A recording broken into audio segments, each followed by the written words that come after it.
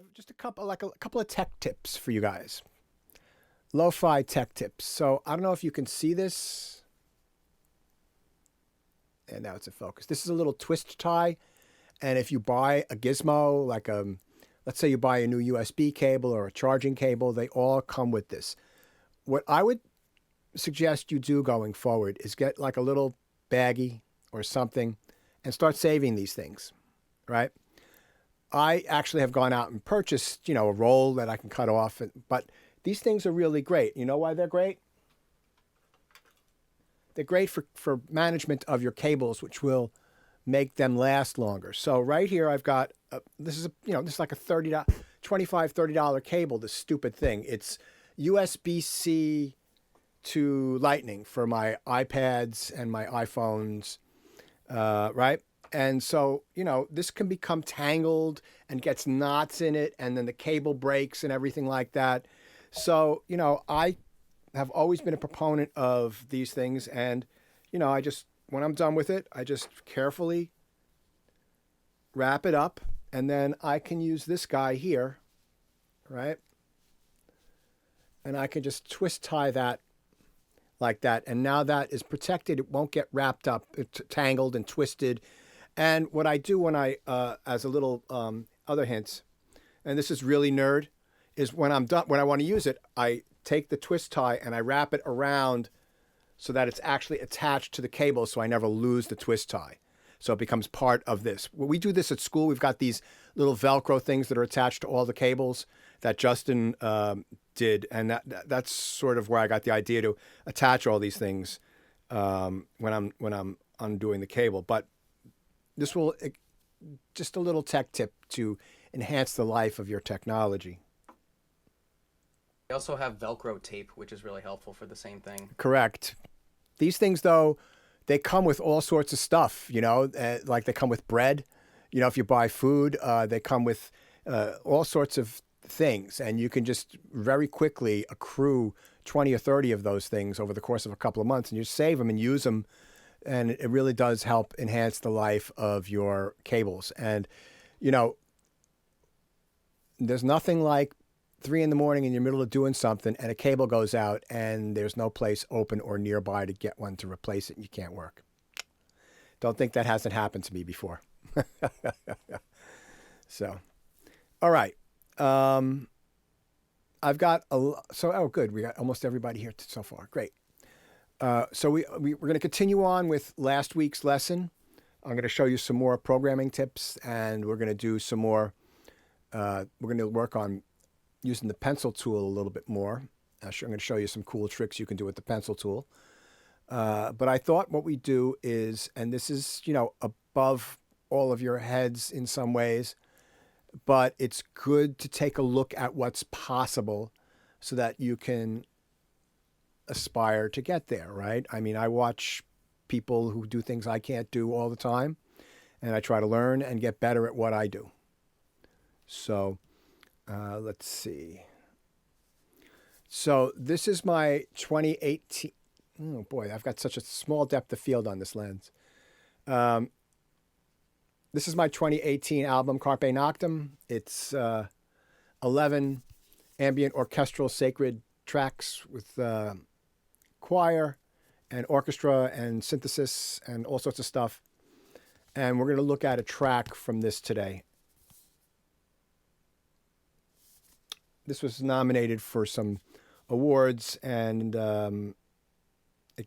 it did win, actually, the Global Music Award. It won, I forget what it was exactly. I think it was a silver medal, and it got recommended as one of the 10 best albums of the year from them. Oh, to confirm. Yes, correct. That is correct, Kevin. Let me play a little bit of this, and then we'll break it down.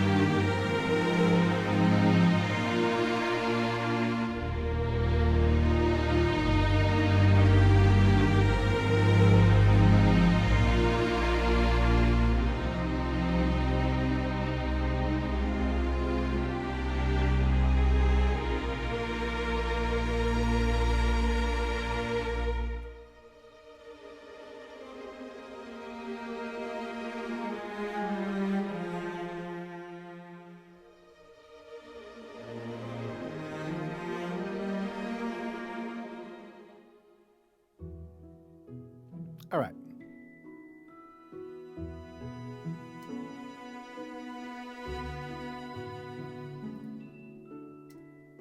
Okay. So what if I told you that there was no live players on this, that I played every note and I programmed everything, right? So that's how that's how realistic you can make orchestral music these days. Now, another reason why I wanted to play this for you is that I think most of you are mostly familiar with music that has rhythm section to it, right? And this doesn't. It's very spacious, very atmospheric. There's a lot of, even though there's a lot of different dynamics through it. It starts off simply, it gets thick. There's a lot of orchestral changes, and there's animation, and there's not a steady tempo through the piece. There's many time signature changes. So I want to expose you guys to a little bit of this and show you that what's possible to do inside of Pro Tools. Now, obviously, I've spent quite a bit of money on sample libraries to be able to create this, but you can do surprisingly high quality stuff with things that are either A, free, or B, affordable, right? So Ken, who's auditing the class, he sent me, he actually worked on the project that's going to be due in a couple of weeks, and he's almost finished it because he has work to do next week, so he won't be able to be here. And he just used Xpand to do this orchestral piece, and I thought I couldn't believe actually how good it sounded, because he did a lot of work with the programming of the sounds, you know. So no matter what it is, if your idea is that you're going to just push some buttons without doing any extra work to make the sounds come alive, that doesn't work. Yeah, I actually do record this to a click, Paul, but I change tempo all over the place in a bunch of spots. And like where there are fermatas, I typically, let's say I'm in 4/4 and I want to have like on beat 3, I want it to hold. Instead of doing a tempo change, and I was going to show you this, what I typically do is make an extra beat in the bar to give it a little bit more breath. So let's get into this a little bit more detailed. So let me make the tracks bigger.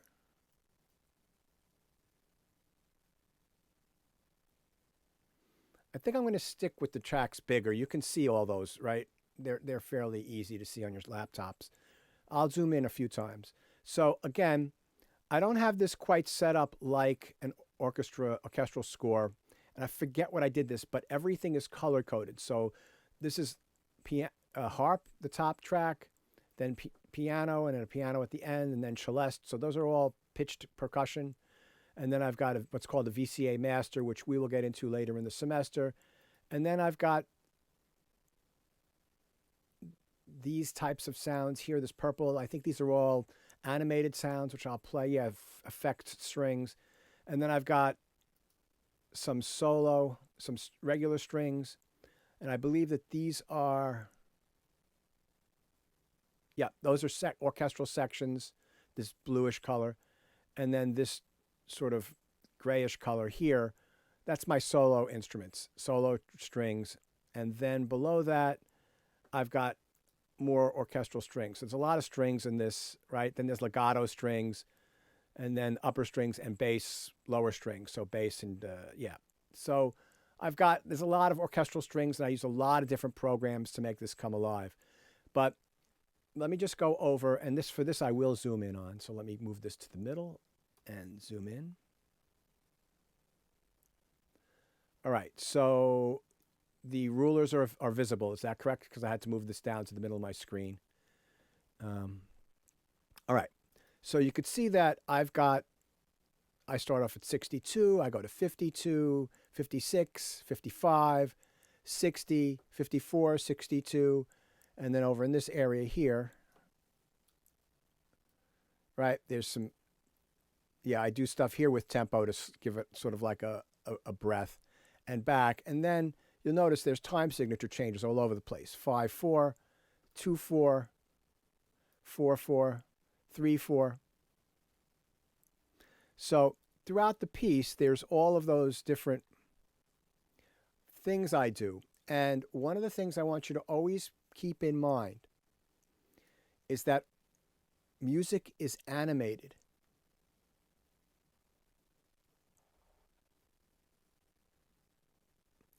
Music is animated, right? Even percussion instruments, they animate their sound in different ways.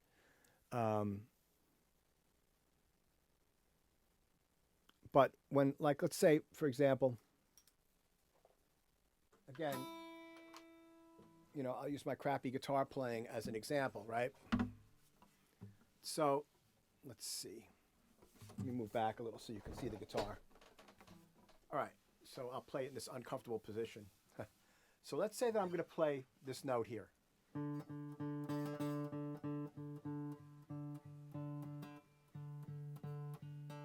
Right, depending upon where I hit the pick, it changes the timbre.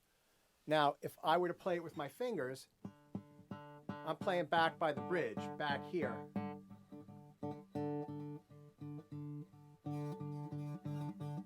And you see, Kevin, nice cat there, walking across the screen. And then you see, as I move in over the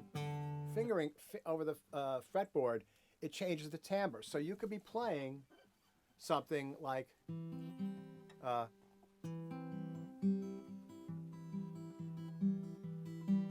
and moving your fingers up and down and moving your pick up and down, and as you're playing, you're changing, you're animating the sound. And you could do the same thing with violin, with brass players, with guitars, with vocals. You could start off soft and you can get louder and louder. You can change the timbre of your voice. You could talk like this. You could talk like this. You could do all sorts of stuff to animate. You can switch back and forth. And that's the interest of music, is how all these different animations fit together over time, you know? And so animating the tempo so that it's not the same, animating the time signatures so that it's not rigid all the way through. That's really important for this kind of music. Animation is important for all music when you're recording it. All right. Now, one thing I like to do is to layer sounds together. So right at the beginning, we start off with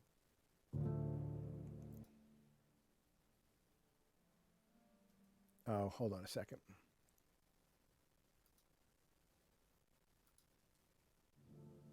Okay, give me a second here. Let's see. There's something that's not solo saved. There we go. Okay. So we got a harp. Right? Just playing simple chords. Yes, Kevin, it's okay. You don't have to do tempo changes. I'm just showing you what's possible in here. So, okay, so now I layer that with a piano. And let's... Right, so listen to the sound of that piano, right?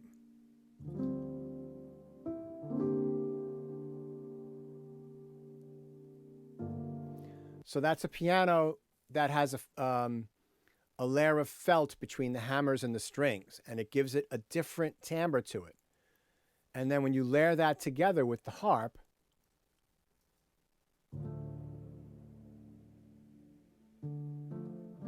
you get a really nice aggregate sound.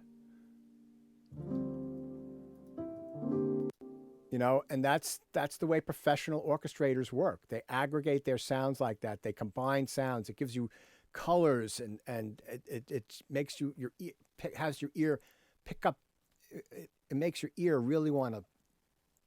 It's like ear candy, is what I'm saying. You know, but you have to get the right balance. So, for example, with that opening,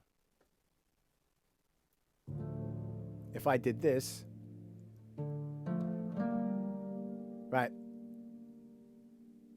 Well, you could still sort of hear the piano, but it's harp dominated now. That means something totally different than this. Right? So now you get that the piano with all that like interesting mechanical sounds and the felt and everything, and then the harp just gives you a nice little roll of the chord on top of it. It's really interesting. Spam is like incredible.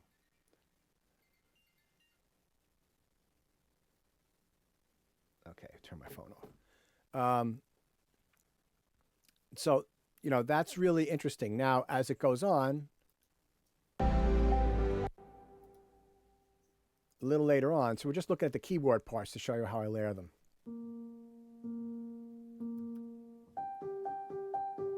Now the harp's going to come in here.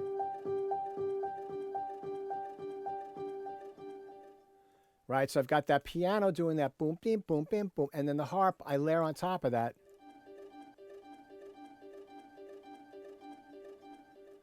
Right, and I'm playing that in. And so then now we come back to the beginning.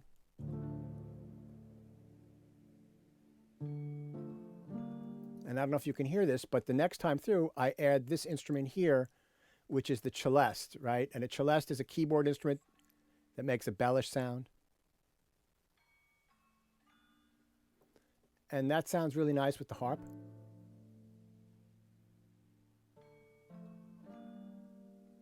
And then you put the piano together with that.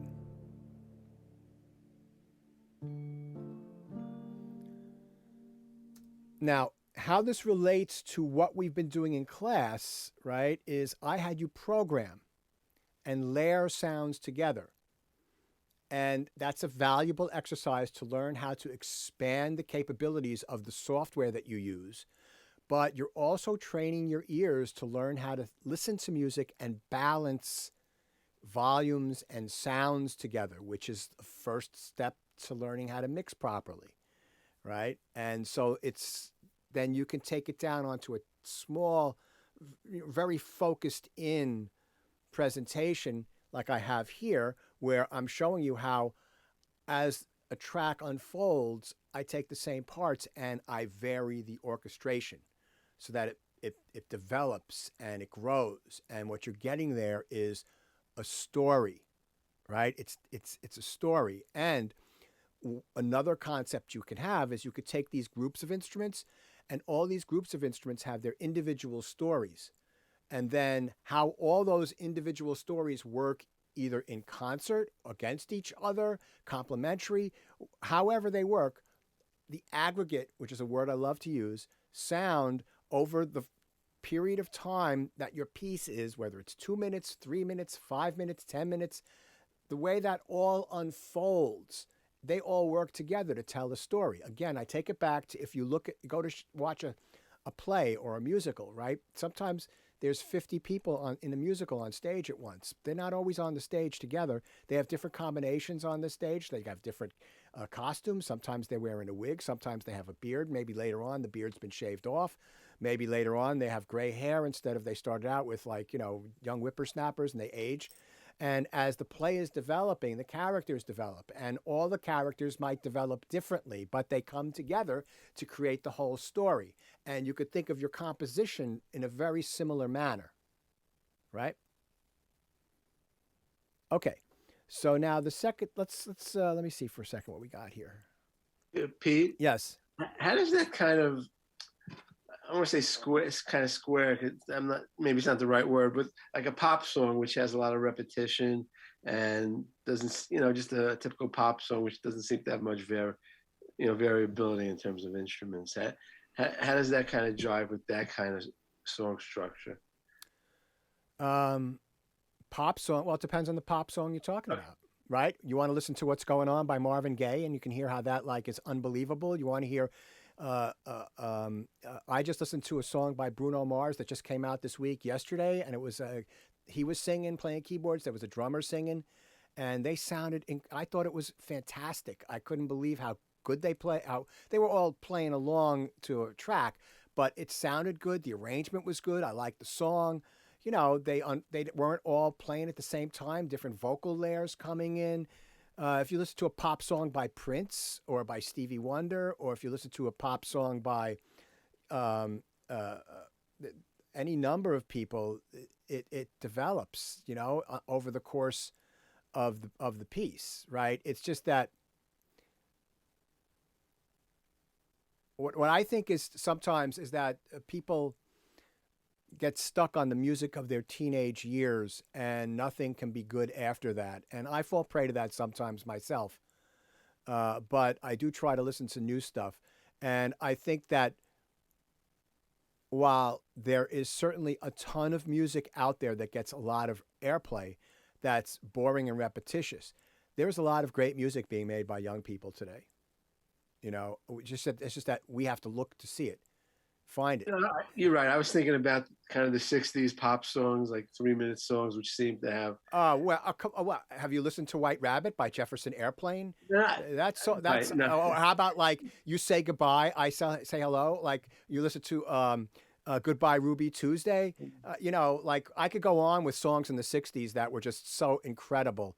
That their orchestrations, even with just a few people. Now, granted, Wipeout, that doesn't do much, but there's a lot of great music with great orchestrations and arrangements and storytelling even back then. Even with simple melodies. Yeah. Yeah. Okay. Yeah. Yesterday's got a pretty simple melody.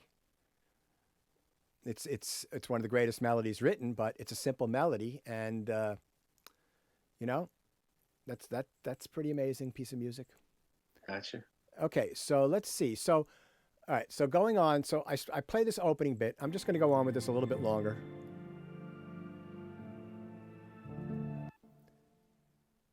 Right. So we've got this spare opening, and now I start bringing in other instruments.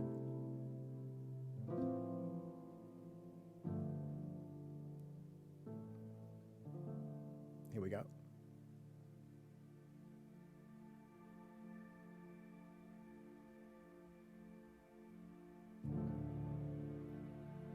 And that's these purple guys here.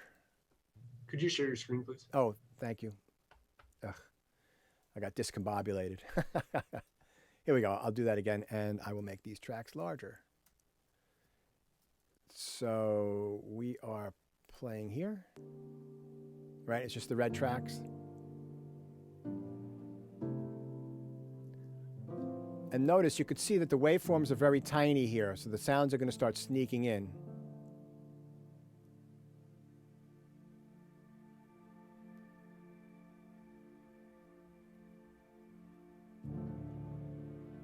And then the second time through. Yep.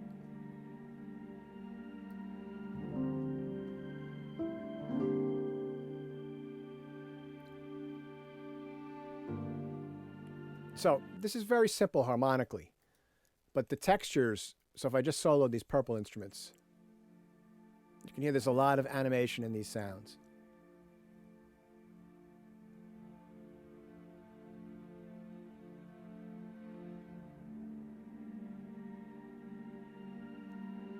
Right, that's the high stuff is this guy here.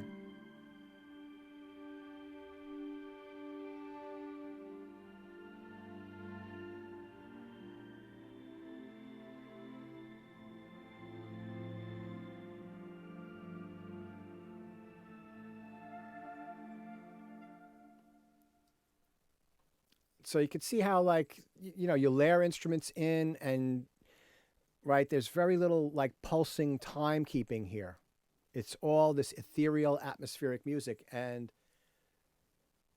I convert everything, all the MIDI to audio, because that's the way you mix eventually. That's the best way to mix, and that's the best way to archive your projects, Paul.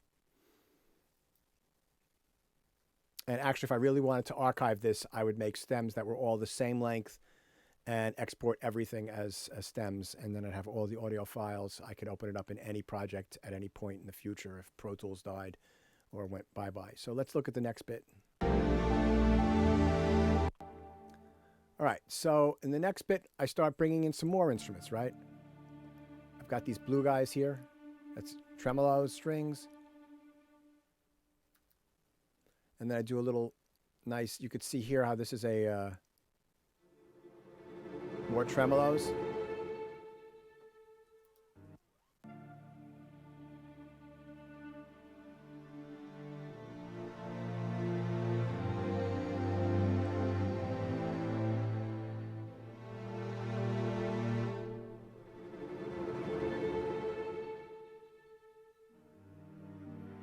Then different string sounds down here, the green ones.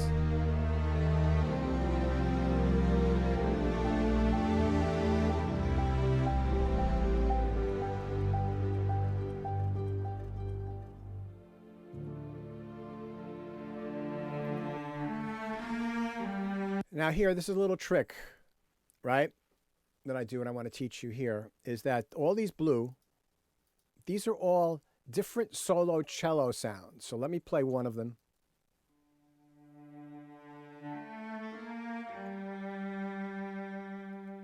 Play another one. Right, you can hear that one. It's got, and then here's another one.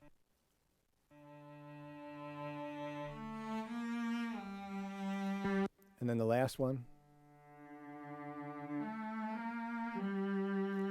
Right, so why did I do this? Because I wanted to get something that sounded really much more intense, and having all those individual players layered together instead of like an aggregate group sound really made this sound much more intense.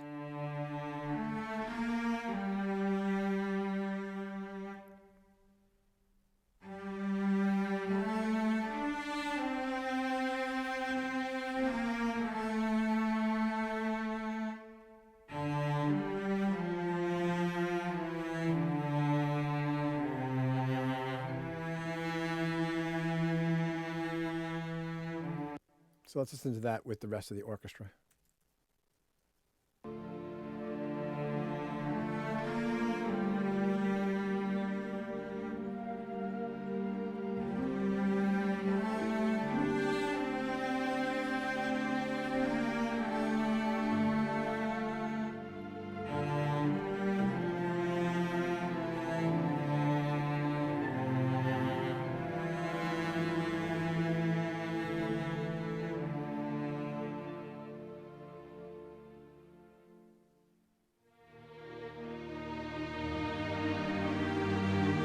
All right. So,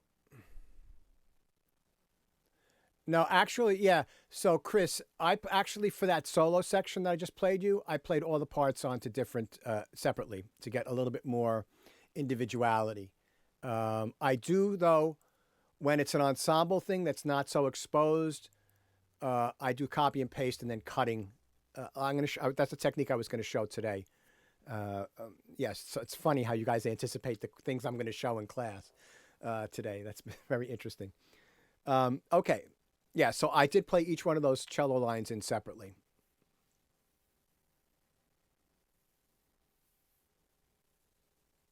Al, it depends upon which ones you get. They're all different and unique.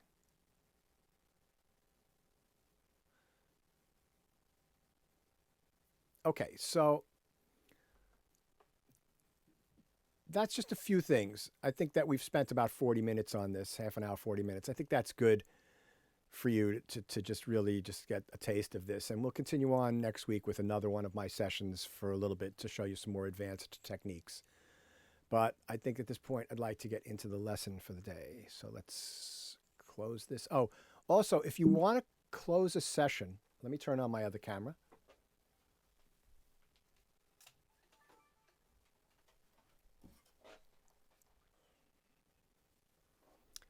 So if you want to close a session but not quit Pro Tools, right? So it's Command Shift and the letter W. And I don't want to save the changes because I don't want to, I want to leave it the way it was originally. And that closes that session. Ugh, dry throat.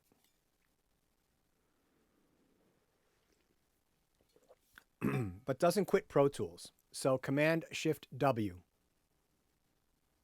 It's a good one. All right, open recent. Let's see. Boom.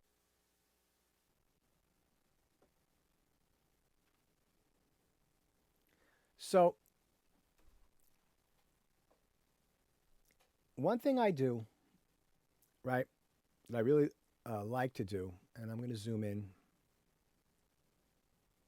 Let's get this over here. So if I'm going to work and I don't know what kind of ensemble I want to use, I'll load in a bunch of instrument tracks.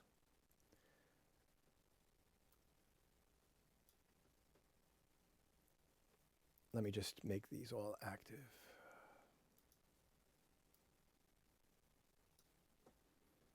So these are all active. And if I want to save CPU power and I only want to see a few instruments, what I do is I'll right click on the name here and I'll do hide and make inactive. And then I'll just have to option click over here to get rid of all the highlights. And then they're not in the session anymore. All right. But they're easy for me to access, so I don't have to go Command-Shift-N and open up this window and install a track and install the plugin. They're right there ready for me to go. I just have to click on this, and then, or I can just right-click on this and just make make active, and boom, I'm ready to go with this. It's all right there. So, I might put 20 or 30 tracks in, and then it's very easy for me to just open them up as I need them. So we went over some basic programming last week, which was really good. One person in the class, I think it was Ashley, she did a really interesting thing, which was a little bit more advanced, and I thought it was good. But there were a couple of things about it that could have been, if I had taught her, how to do that, I would have suggested that she do a couple things a little differently. In other words, she created a patch, a multi-timbral patch that had, I believe, drums and bass on it, and she was playing everything from there. And I would probably like to keep the bass on a separate track so that I could mix it a little better. But I want to show you a few more techniques that you can use and show you different areas. And again, these are all things that you'll find in almost every, in a lot of different software going forward. It looks a little different, but the concepts are all the same. So let me play you this little patch I've done.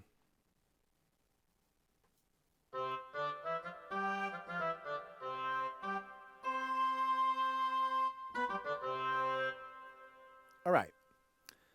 So what is that?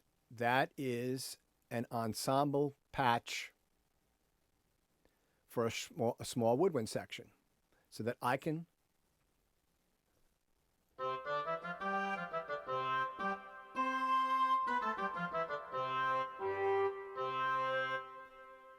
I can just play one note and I have a nice ensemble there. So let me just do a little breakdown on how I program that. So let's get this right in the middle of the screen and zoom in. And I'm going to just lose myself so that you can see more of this. All right. So if we look at our four parts here, I've got flute, oboe, clarinet, and bassoon. So let me turn off the oboe, the clarinet, and the bassoon. Now I'm playing middle C, right? And it's sounding, so you could see I'm playing middle C right here, and it's sounding this note here. So how did I do that? I went over here into this area here. This is the play menu and transpose and fine tuning. So the top one here is a transposition box and the bottom one is fine tuning. So you can just click and drag. And if you can see right here, it tells you how far you're moving it, right? I mean, you could see it here too, but so it started off here. So now I'm playing up the octave, and now I'm playing middle C. And I wanted to make this so that the instruments, when I played a unison, the instruments played in their range. So, and I wanted to keep everything around middle C as much as possible. So I clicked and dragged up 12 semitones, which is one octave.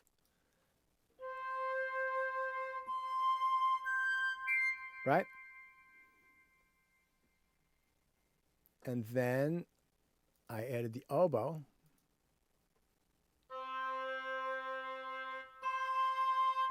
And I kept the oboe an octave lower than the flute, even though a lot of times you'll hear this kind of a sound, where the oboe and the flute are playing in the same octave up between middle C and high C. One thing I wanted to talk about today is you have to write for the quality of your samples. And the oboe doesn't sound so good. This oboe doesn't sound so good up there.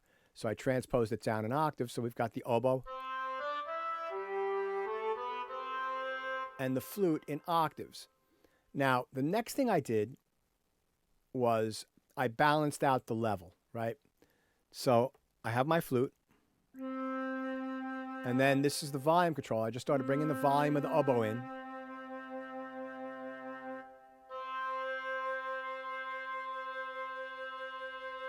Until they were balanced the way that I liked them. Then the next thing I added was the clarinet. And I had the clarinet an octave lower as well. The clarinet would also work right at the same pitch register.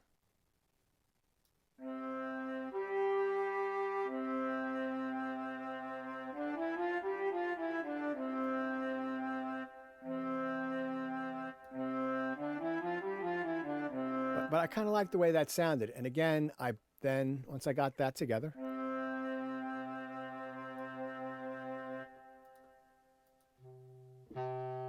oops, I touched the fine tuning. Got to be careful. The fine tuning sort of out of control.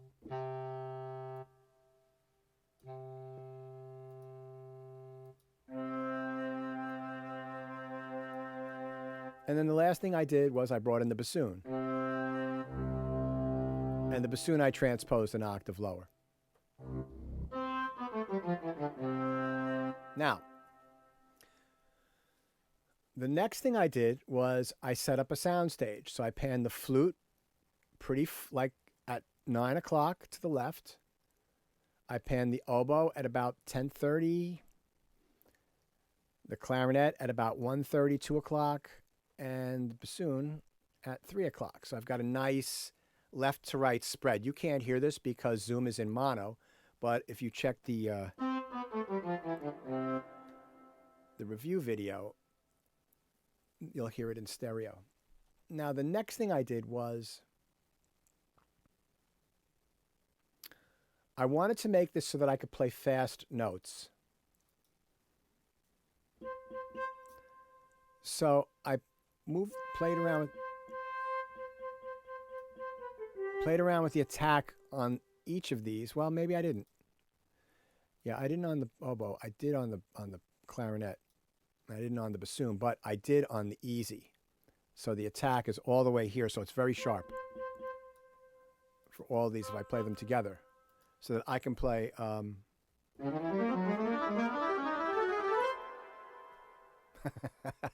more time. Right? So I played around with the attack. And then the very last thing I did, and I'll get into that in a little bit. Let me just move on to the next one. So I have that, which is great for playing faster things, but I wanted the same sound to play longer notes.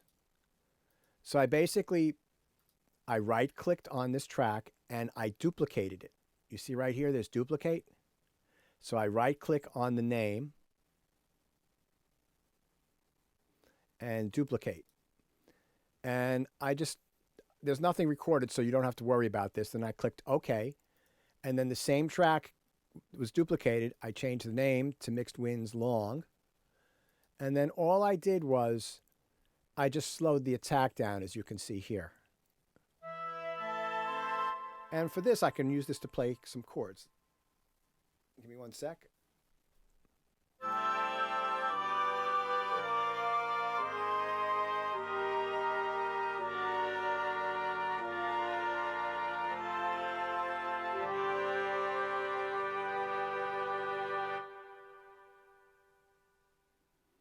Now, that's not great unless you start adding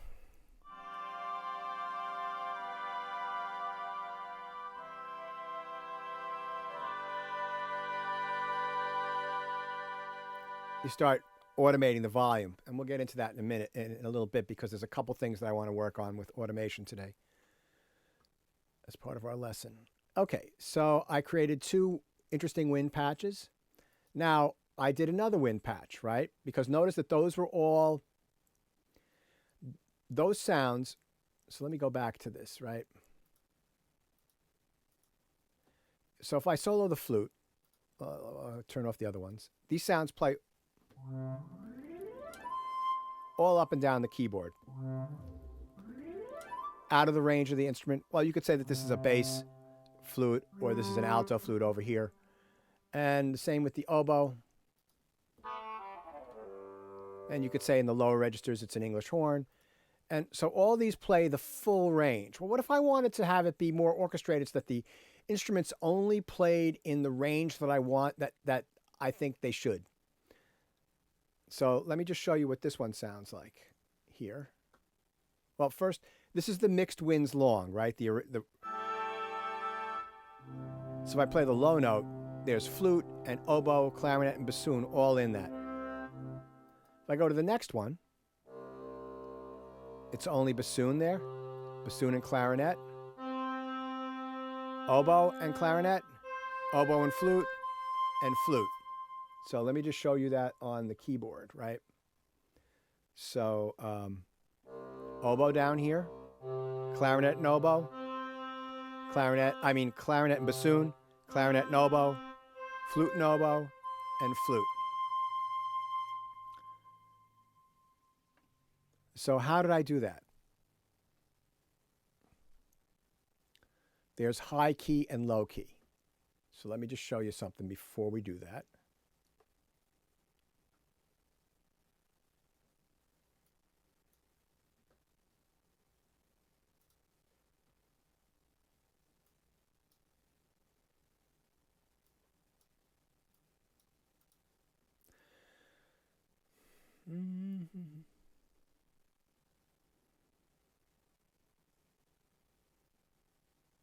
Well, so Andy, I would set up the panning on those particular instruments to be what I want, right? So I wouldn't be panning them after the fact. I pan them the way I want them right as I'm programming them and just leave it that way.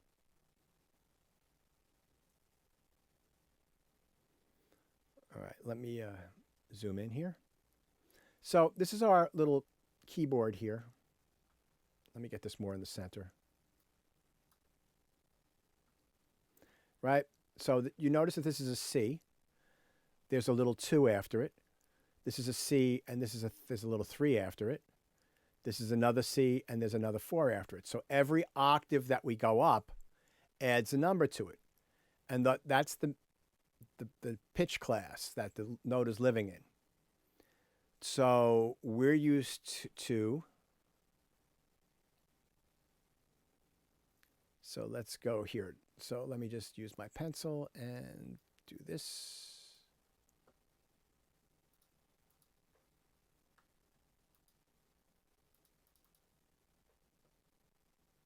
Oh, here we go. All right, so this is 3, right? This is what's called C3. If we look at it in notation, that's middle C, right? Pro Tools, you're killing me. Stop moving all over the place.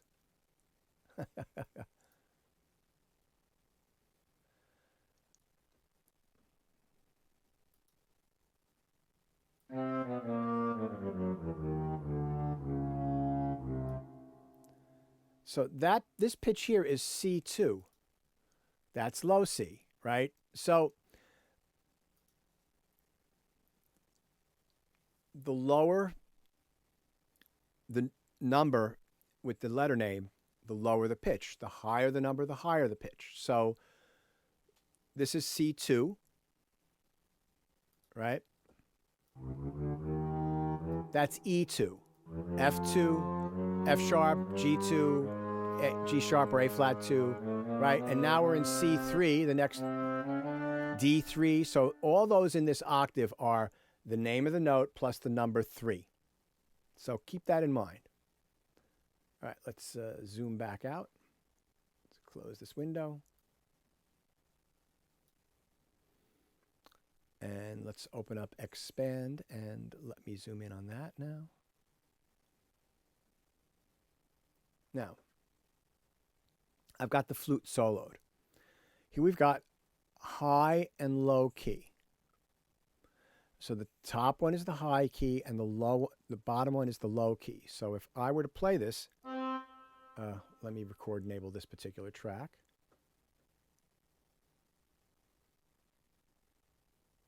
Oh, let me turn all the other ones off. And let me show you the keyboard. So if I were to play middle C, you're not hearing any notes. But when I get to G3, you hear the flute. So I've set the low key limit to G3.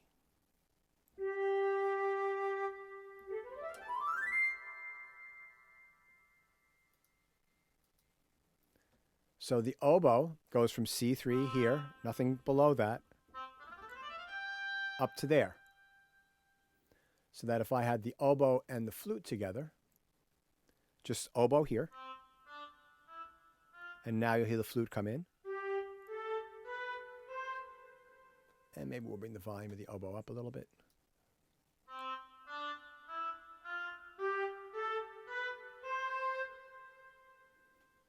So there's always two instruments playing at least, except for the very low notes. So now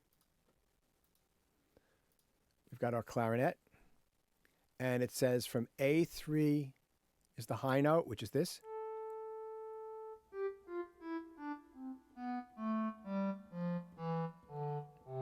That's actually the lowest note on the clarinet, but I went down. Some of them might go to B flat, but safely speaking. Anyway, actually they may go down a little lower than that, but this is pretty much in the Shalamu register here, right? And now nothing right here. So we'll listen to the oboe and the just clarinet. Now oboe. And now just clarinet. And then the flute does overlap with that in the last couple of notes. So now the flute is layered in with that too. And then if we look at our bassoon, I've got that from C1, which is here, up to C3, which is here. Nothing. Layer that in with the clarinet. Now the clarinet comes in. Now the bassoon comes in. And now the oboe comes in and the bassoon drops out, right? There's one note right here where it's the bassoon, the clarinet, and the oboe. So that's how I did that, right? And that's a really cool feature. With this split key, you could set up. Listen to how that sounds.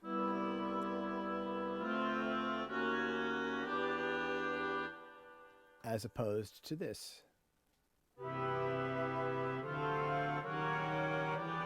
Well, the octaves are different. This one, the way I'm playing it now, tends to sound more like a pipe organ. Because everybody's playing all the time, whereas this has some timbral differences.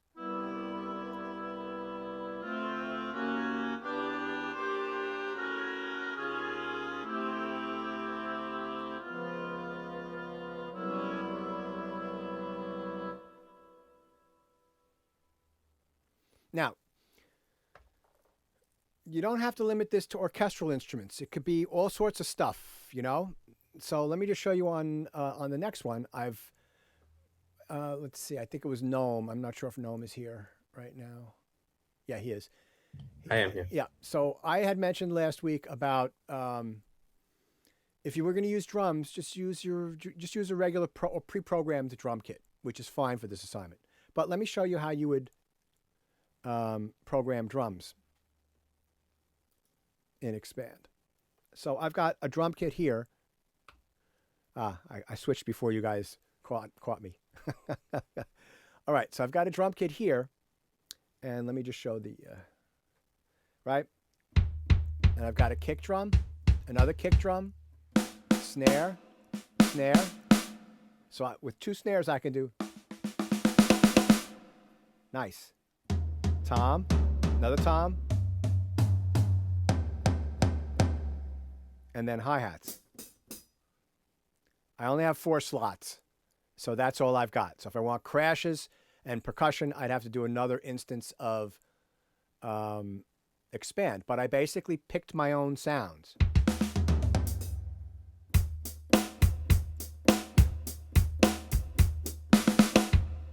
Right? Or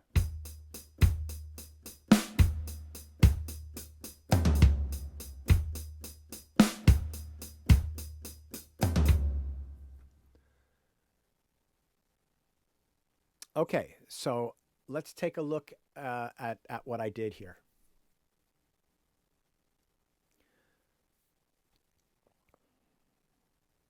This one's a little tricky.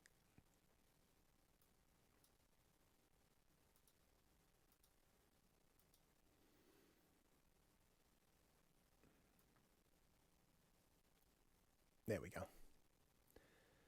Actually, you don't really need to see me on this, so let's just go back to this view.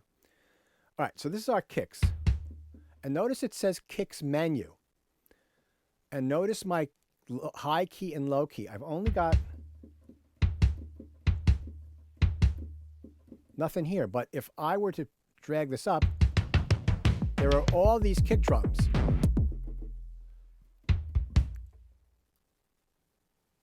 And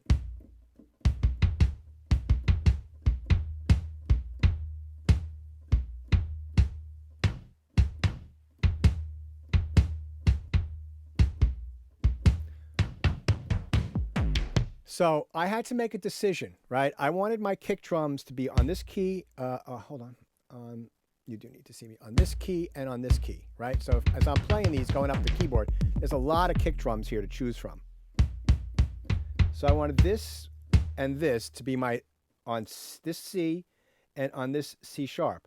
So this is a D. So I had to transpose everything up, right? And the other 2 kick drums. So if this is back at 0, this guy here, there's nothing down here. So if I move this up 2, what was here is now here, and what was here is now here. So I only wanted these 2 notes to play. So I got C minus 2, and so I need to go up to down to C sharp minus 2. Keep on dragging it. So now, when I play, oh.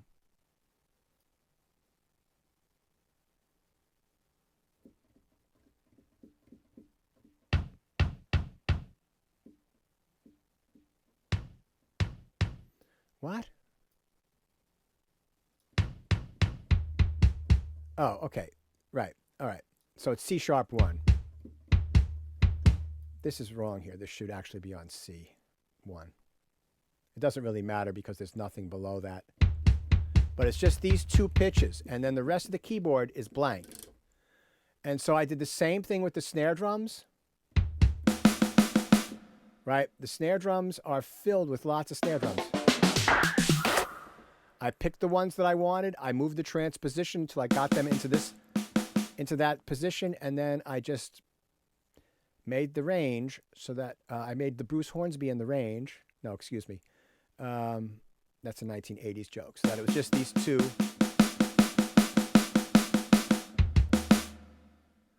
And I did the same thing with the toms. They're only on these notes. Oh, excuse me. I have to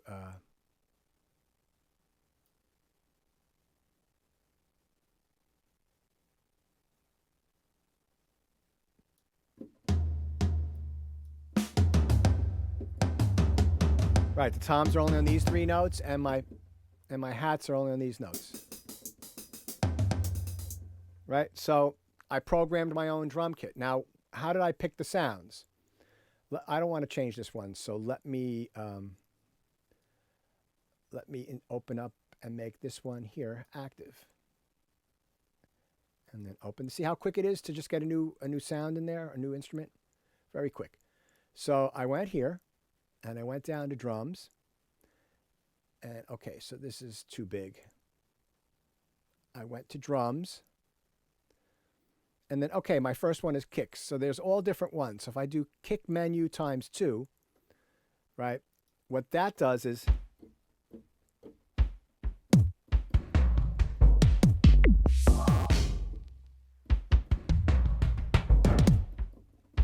that loads in all those kicks. That's a great sound. So there are some good sounds in here. It's just that, you could make things yourself. There's other, and come up with some really cool things. So then there's the kick selector here.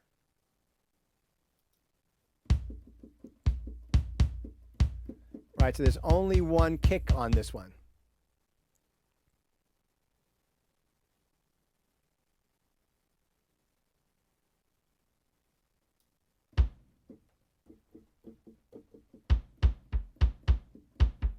Only that on that one too. So you've got those for the kicks, and then, I could go to the next, like if I wanted to get splash cymbals.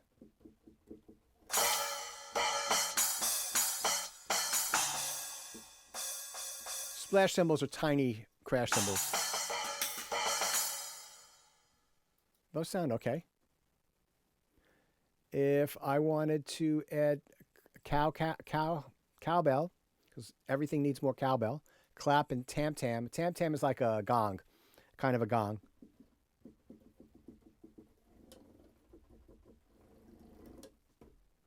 Well, there doesn't seem to be any sound there.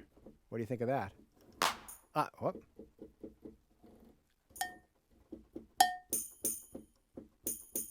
Oh, tambourine, not tam-tam.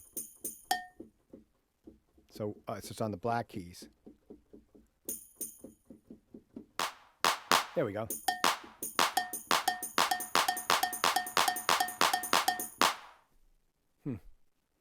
That's interesting. So they don't have them in a place. They have them set up for general MIDI. They don't have them in a place where you can move that and have these at the same time. That might cause some programming issues, but you could select those.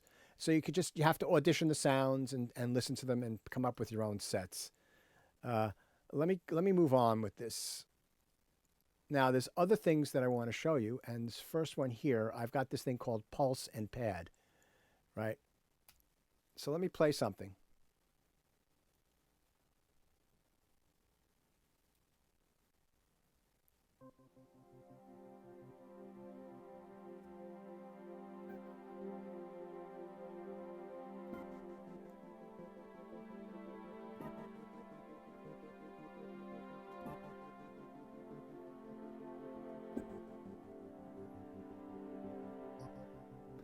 Yeah, Paul. No, there's not in this one. I tried that. That doesn't really. Yeah, that stinks. You can't just double click on there and type in a number. I don't think. You got to click and drag. That's what it needs to be updated. It really does. Okay, so.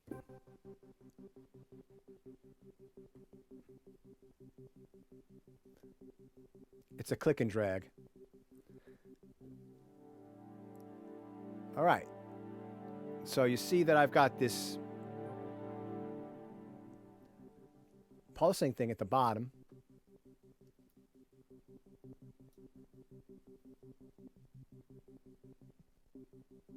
And then I've got this pad sound in my right hand. Okay, so how did I do that?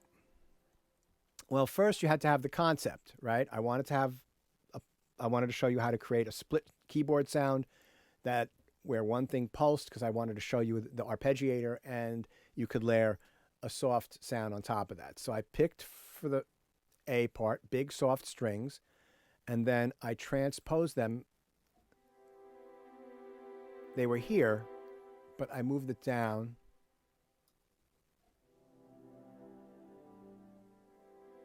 So I have a little bit more flexibility because I've got my pulse down in this area here. And then the other thing I did with this sound was I moved the cutoff filter, because it comes. I just made it darker. and the original attack was somewhere over here, I slowed the attack down. Remember, we went over that last week. Just so that it's a nice soft pad.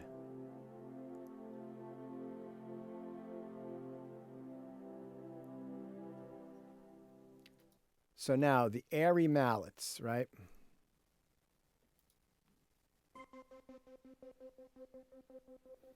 Okay, so I just clicked on this, and I think this was... Yeah, Pallid. It's in polysynths. Come on. There we go. It's the top one in polysynths. I chose that, and I like the sound. So how do I get it to pulse? All right, let me go to the monitor and let me zoom in. Okay, so if we look in this section here, we can see right now the play button is activated. So this is 3 pages. So that's the page that's active. So I've got it transposed up an octave from the original pitch.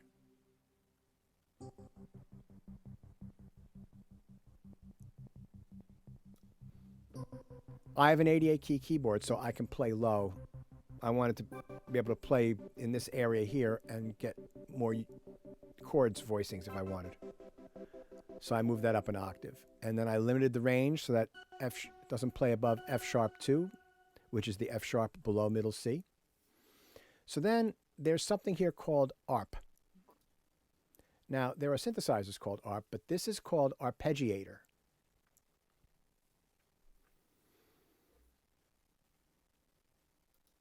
So there are 4 boxes here on the arpeggiator.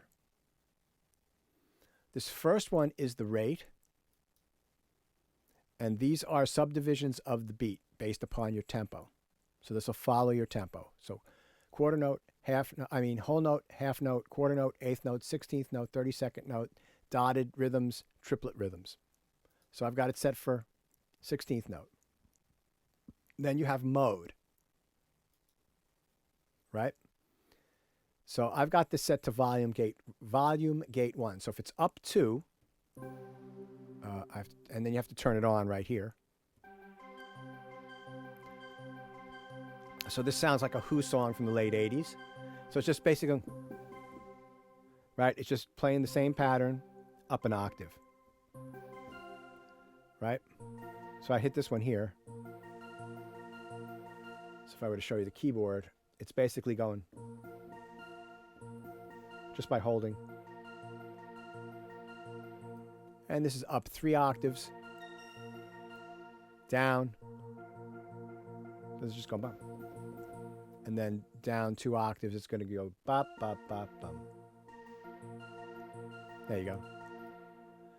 And then this is up and down 3, up and down.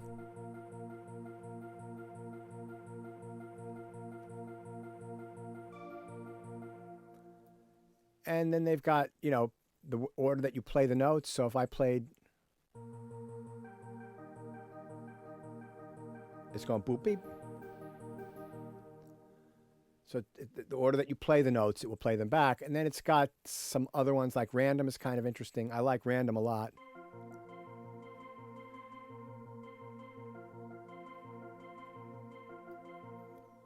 And it's got disco bass.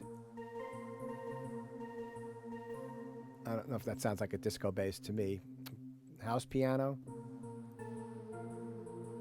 So those are really weird. But now give me 1 second. I'm having a little problem here that needs to be rectified.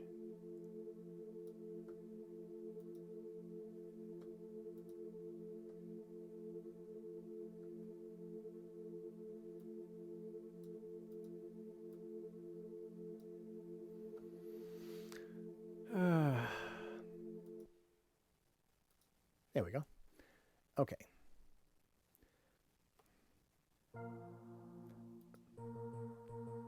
So that's like a rhythmic pattern. What I chose was the bottom one, volume gate.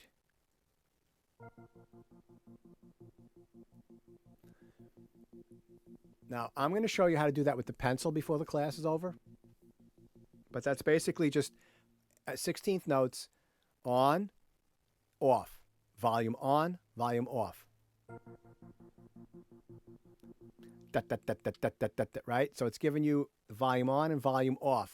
And it's just pulsing on those pitches. It's not arpeggiating them up and down. So the last thing to know about is this latch. And when you turn on latch, if you press a note,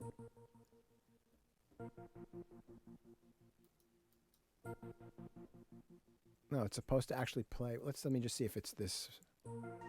Yeah, there you go. So I guess with the volume gate, it doesn't really work. But with the regular arpeggiation, notice I push those and I've stopped playing and it keeps going.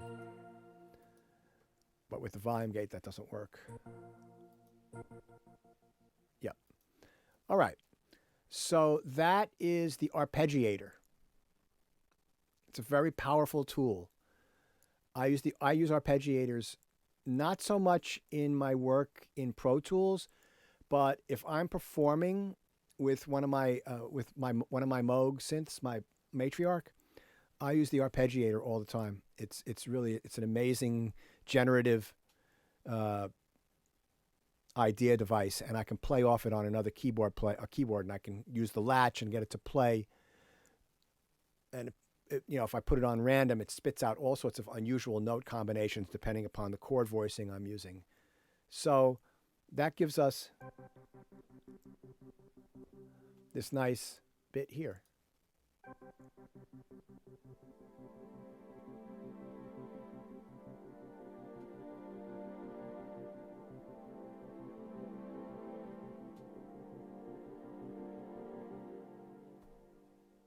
All right. Okay, so there's one more of these to do. And I've got this one called parallelism.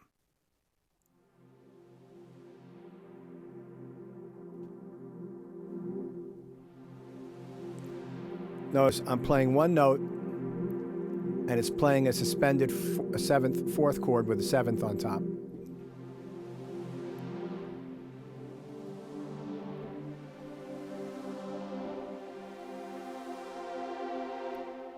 And then if I play two notes, right? So this idea is very similar to when I played you the. This idea is very similar to when I went through the overtone series on using the organ sound, which I think I did in this class, where you can create more complex sounds by stacking intervals, right? So let's get back to here. So if I play this note, this pitch is sounding, this pitch is sounding, and this pitch is sounding. If I play a fifth above that, then you've got these four notes and these four notes. So if I were to just show that on a piano sound, which is easier to hear because it's not so dense.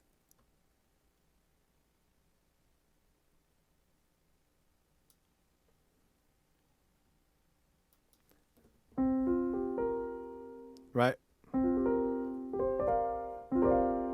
So it comes out sound like that by just playing two notes. All right. Let's take a look at how I did this. So the first thing you can see here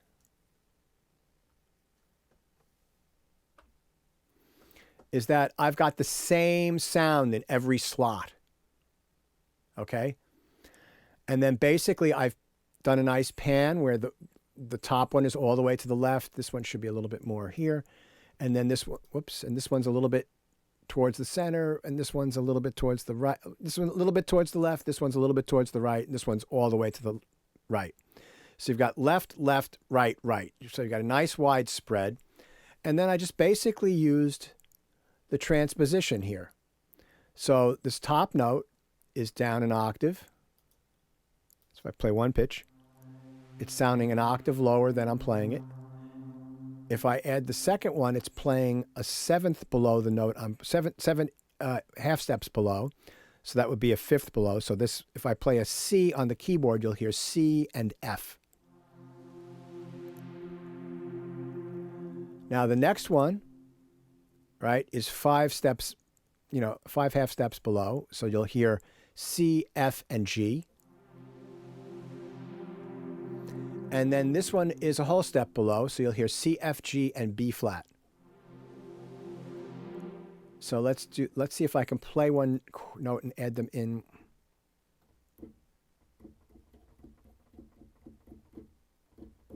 Hello?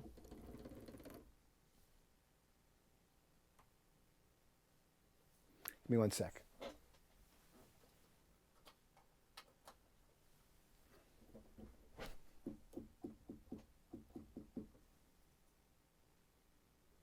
So, are you guys hearing me now? Yes? I hear you, but no. Right, no so music. there's nothing coming out of here. So that's a drag. I don't know what's going on. My keyboard's not working. Yeah, it's spitting in MIDI.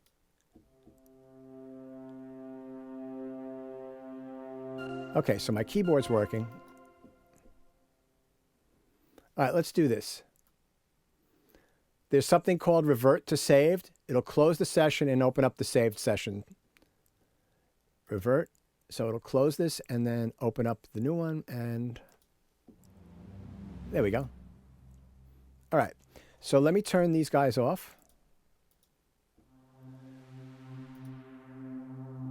No, you have to, you can't just turn them in. Oh, you know what I could do? I could leave them all on and I could do the volume manually here. So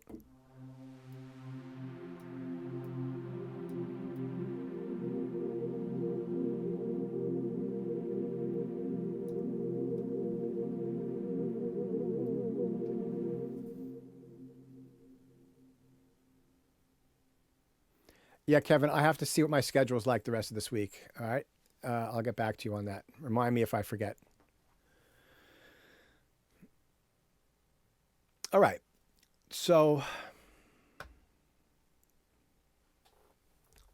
hopefully that gives you a little bit more of an idea about the kinds of things that you can do with just a little bit of elbow grease and a little bit of curiosity and a little bit of knowing how things work, right? You can take like a C+ sound generating device like Xpand 2, or maybe even a C-, and you can come up with some really usable and in some cases high quality sounds.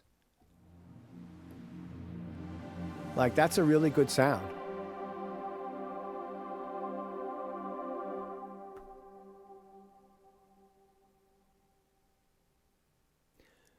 Any questions on this? Any comments or questions on this? Was it helpful?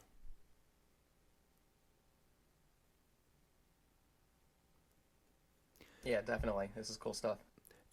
I was, as everybody knows, Chick Corea passed away, right? We've talked about this before. I always like listening to him. I always like listening to Herbie Hancock too, talk, because I think that the two of them are just so amazing musician-wise, and they think about things in a different way than I do. So if you ever get a chance to see Herbie Hancock did a bunch of Harvard lectures, and they're just tremendously interesting. But Chick was 79 years old, and I was watching just today an interview he did with somebody where he was talking about how he was really interested in photography, but aperture and f-stop always confused him. Or aperture and shutter speed confused him, to be more accurate. So he just, at some point, he just got too curious, and he took out the manual for this digital camera, and he read it from front and back with the camera in front of him, and he spent like 2 or 3 days going through the whole thing. And then he learned how to use it. And basically, he was curious about things at the end of his life. So he couldn't go out and tour for the past year. So what did he do? He would record stuff into Logic in his home studio and send out files to his musician friends all over the world. And they would play stuff and send it back to him. And he created all these compositions. He did this thing with the drummer and keyboard player Gary Husband, who's over in England. where they would just improvise something, and then the other person would improvise something on top of that, and they'd create this whole, 7 or 8 minute long piece of music that goes through all these different sections where, it's just wild, but it's curiosity. That's what I'm talking about. You need to always be curious and always wanting to learn new things and to investigate and to see. And, so you mess up with this. You just, if you don't like what you've done, you can just click here and go back to the factory default and start over again.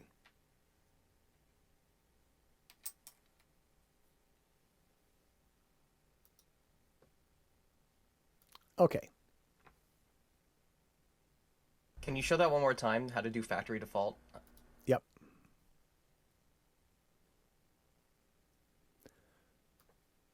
You click here, and then you go to the very bottom. It says factory default, and you click on that, and it goes back to this beneath the waves insanity.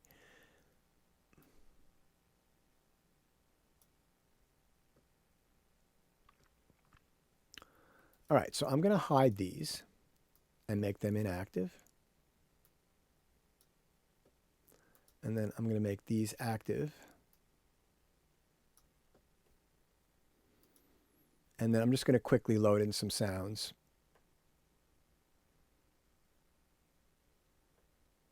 Let me do this. I'll use that same super smooth. So that's poly synth. And then with this one,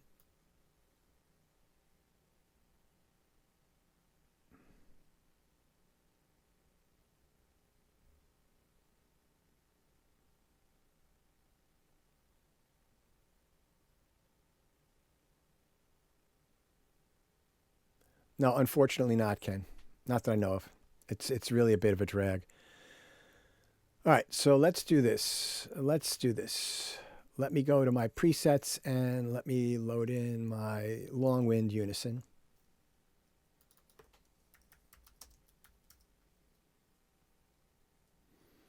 And let's go to this one, and then let me load in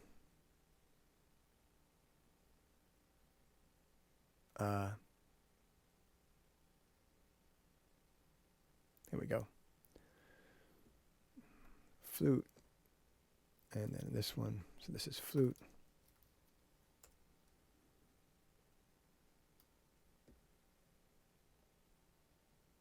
Let's see.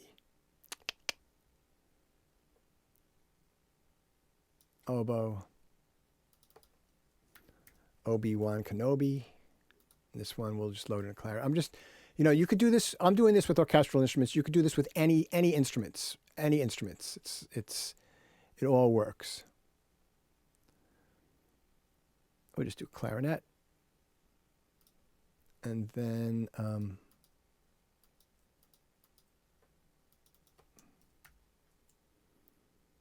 this one we will do bassoon. I had a little posting on Facebook yesterday. Oops, I misspelt that. There are 2 pop songs that have prominent bassoon parts in them, and one is the greatest bassoon part in any pop song. Listen to Tears of a Clown by Smokey Robinson, the introduction and the chorus. There's an amazing bassoon part in there. It's in the right speaker if you listen to it in stereo.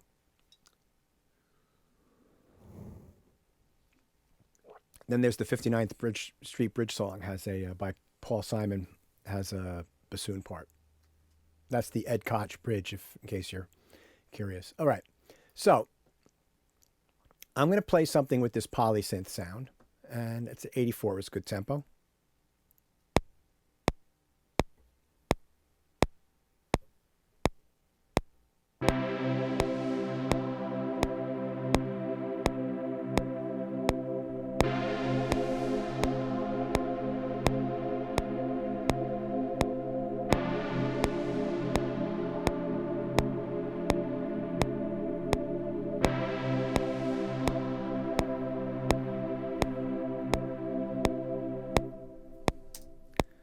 Man, that's a #1 hit. That'll earn me more than the FIFA World Cup theme.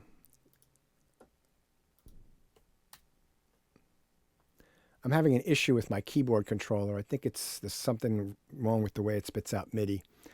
My piano keyboard. It's a drag because I love the instrument. Yep. Sure. No. All right. So here we go.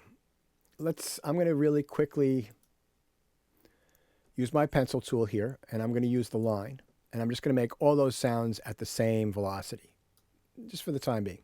Now let me show you a little trick when you're sequencing. This is particularly useful for orchestral strings and long notes. You see right here, and here, and here. Those pitches, this pitch and this pitch are the same pitch, as are these. Now, if you want an attack on each one,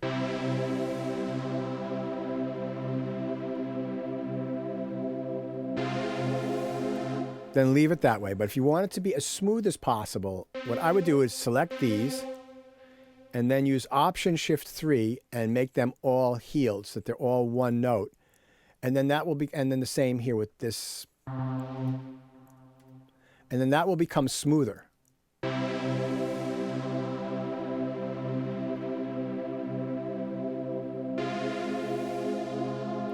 Right, because you're only changing two notes and then the other ones are just continuing on. So, yeah. Let me just clean all this up. You don't have to do that all the time. It's just if you want something to be really smooth, that will really help. If you like the attack of each chord, then leave it the way it was. Okay, so notice how I just used the pencil tool with the line to make everything the same velocity.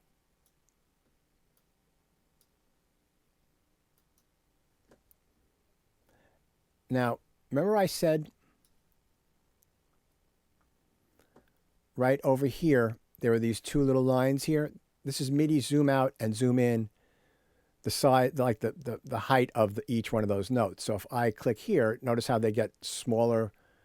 They fit more notes in the screen, and here you can make them bigger. So I want to just fit them all in like that. Okay. Now, if you look at the pencil tool, you have freehand, line, triangle, square, random, and then these bottom two. These bottom two, the parabolic and the S-curve, do not work with MIDI. All right? So don't think about using them for MIDI. So we're only going to take these top 1, 2, 3, 4, 5. And today we're going to focus in on the triangle, the square, and random. So now, remember when I said earlier that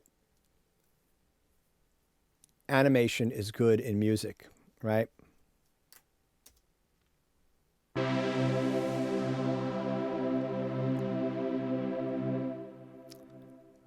Now, there is animation in that sound. You hear, there's like, if you listen to the frequencies, there's like an envelope on the filter, right? Like it goes, right? It closes down the high frequencies as the sound unfolds. So there is some animation there. But what if you wanted to add some other kinds of interest to this? All right? Well, there's a couple things you can do. So these are sustained sounds, right? So I'm playing a note and it's lasting for as long as this MIDI note is held down. So there are other parameters here that we can talk about in the editing lanes. Let me zoom in a little bit, make it a little bit easier to see. So I click here. You notice that there's MIDI volume, there's MIDI pan, there's pitch bend, and then there are these other things, mod wheel, expression, and sustain. Okay. What happens if we use our line, and we went over this a little bit before, and we go to MIDI volume, right? We can do something like that. And you see, as time unfolds, the sound gets louder. That's great. Now you won't hear this on Zoom because it's in mono, but if I use Midi pan, notice it's right in the middle. Well, if I click up here and go like this, right, the sound is going to go from the left to the right. So right now it's in the center of my ear headphones, and now it's going over to the right. And now it's completely on the right. Now to undo that, it's Command Z. So there's Midi pan. Now pitch bend, right? If I do something like this.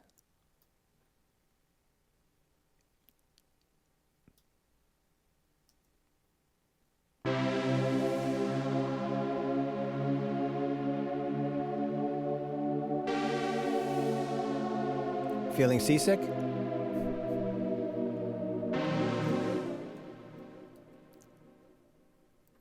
Now, just remember to get everything back, if you're going to do play around with the pitch like that, which I do a little bit of, and I'll show you how it's useful, make sure that you always get back to 0. So what I would do is this line defaults to 0. So when I click here, you can see right here, there's a little number that says 0. That's default. So after you're done, like in other words, before you start playing around with the pitch, you click at the end and make sure that you've got a reference point for 0, because you can always copy and paste that in to get back to 0 so things aren't out of tune.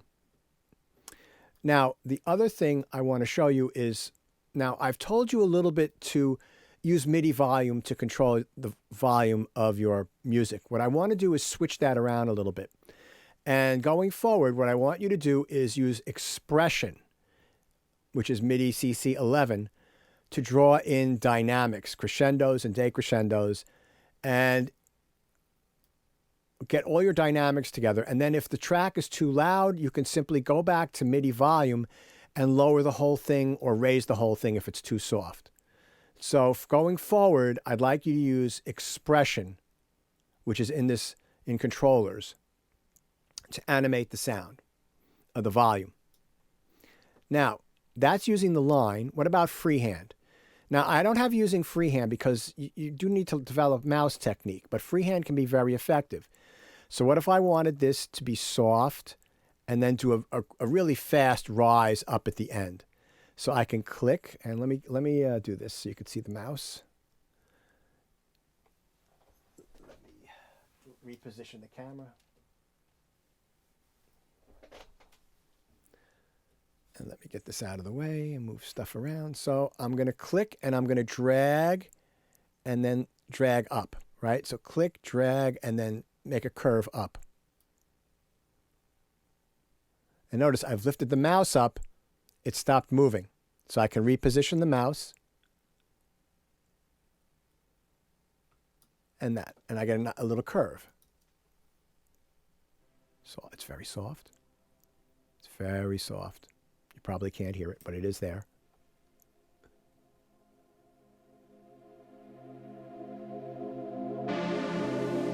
Right? So you get a faster swell. So you can draw in really better dynamics. This is really good to use with cymbal rolls to save the peak volume for the very spot you want it to hit.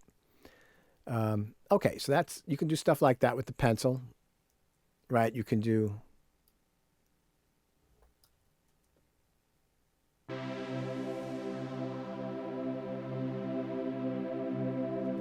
or let's see if I could do something like this. Right, so that's 2 beats and then a quick jump up.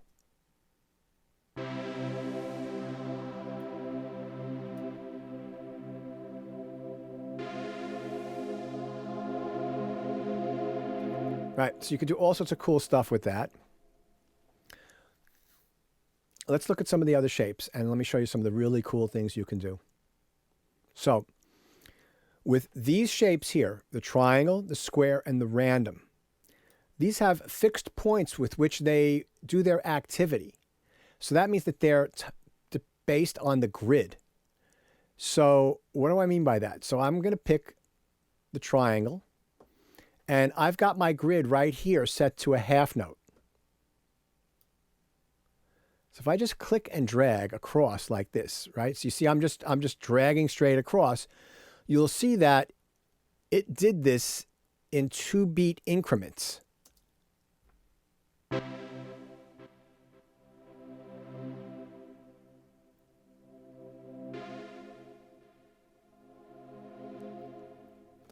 Right, and so you're getting, so if I, and if I click, let's say I click here, if I go up higher, see I'm going towards the top, and then I'm getting the full range.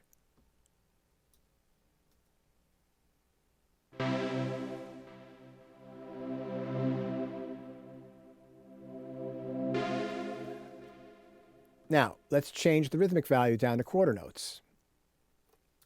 I zoom in, and let's try that again. And we'll do the full Monty.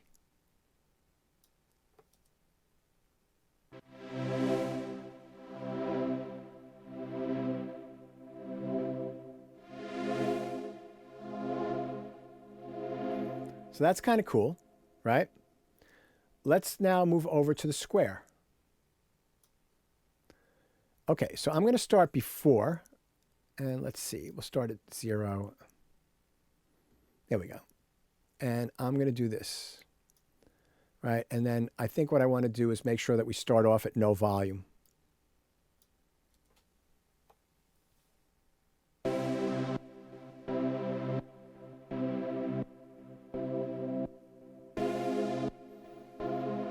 Okay, so you see that I'm creating a pulse. That's almost like that arpeggiator thing that we did. So let's change this down to 16th notes, right? And go back to our pencil.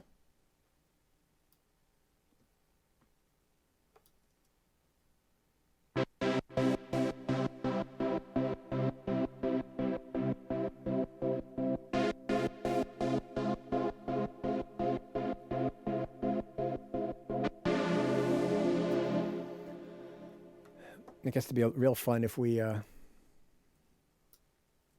speed the tempo up.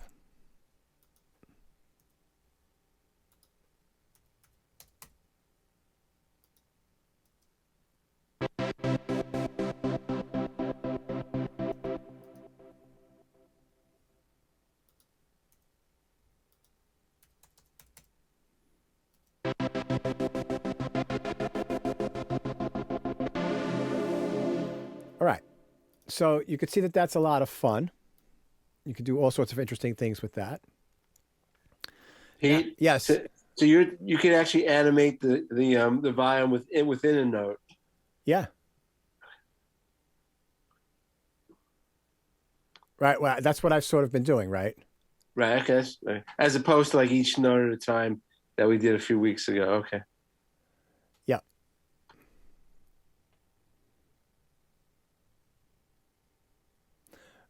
I'm not sure what you meant by that. Let's clear that up.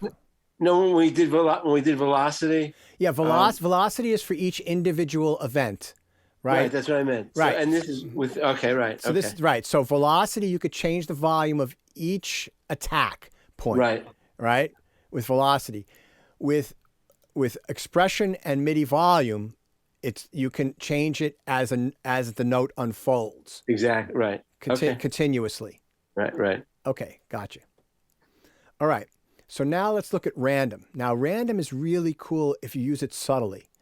So let me I'll exaggerate because it's funny to exaggerate. But, you know, that looks like the New York City skyline used to look.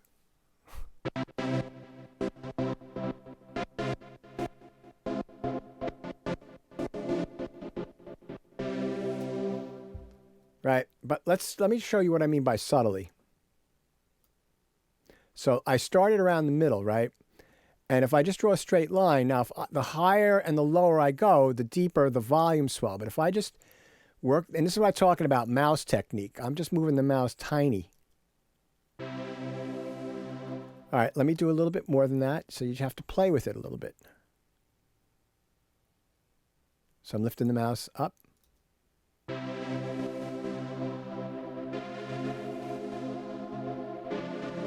Right, so you're getting a little bit more subtle, right? And so, for example, if I were to do that with the pitch bend, and I do this occasionally with orchestral instruments, Very subtle.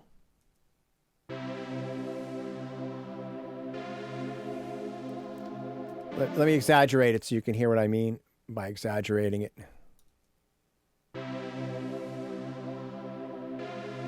So it's moving the pitch around a little bit, but it's happening so quickly, right? It's kind of cool. If I make it even more exaggerated.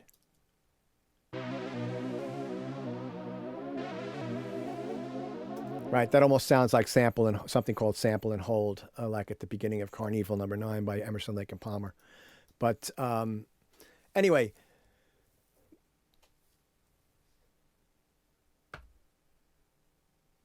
these are some. Yeah, exactly, Ken. So for high percussion, you can pan things so they move around. Like you can use that same thing with panning, right? So you can't hear this unfortunately because of Zoom being in mono, but like let's say that I've got this panned all the way over to the left. If I just do this, right, it'll move around a little bit in one of my ears to the other ear a little bit, right? So it's like going a little bit like this. And that sort of is kind of a cool effect too. And all this stuff is dependent upon what you're trying to achieve.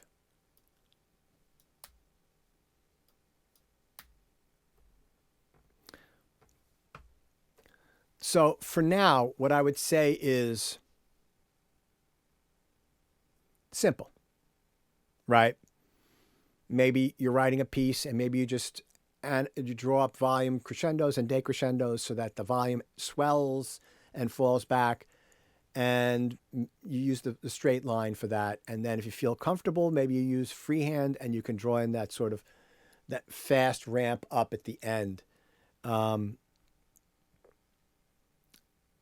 And then maybe on one track, you might do a little bit of either the triangle or the square to do some volume ramping, or maybe some panning on one track so that it goes back and forth so it's animated. As far as moving panning back and forth between your ears, that was, Led Zeppelin 2. That's like 1971 or whenever that came out, or 72. That's not done so much now. Stereo was new then, but I do it occasionally, and there's a reason for it. I do move things across the stereo field occasionally for an effect. I just don't overuse it, and I certainly don't use it on every track I write music for. How did I erase those? Yeah, okay, so let me just show you guys. That's a good question.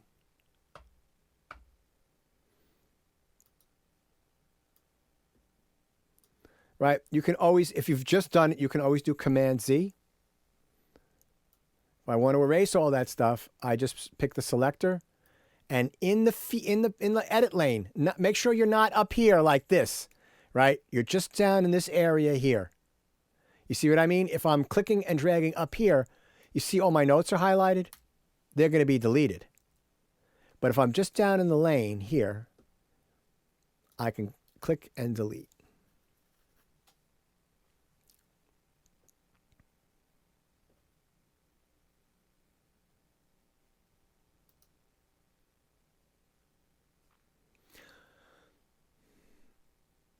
Okay, so there's one more thing I wanted to go over, but I think I'm going to wait till next week, and we'll start in with that. We've gone over like an insane amount of material today. It's a lot to digest. So let me ask, is there anything that I went over today that you guys would like to see again?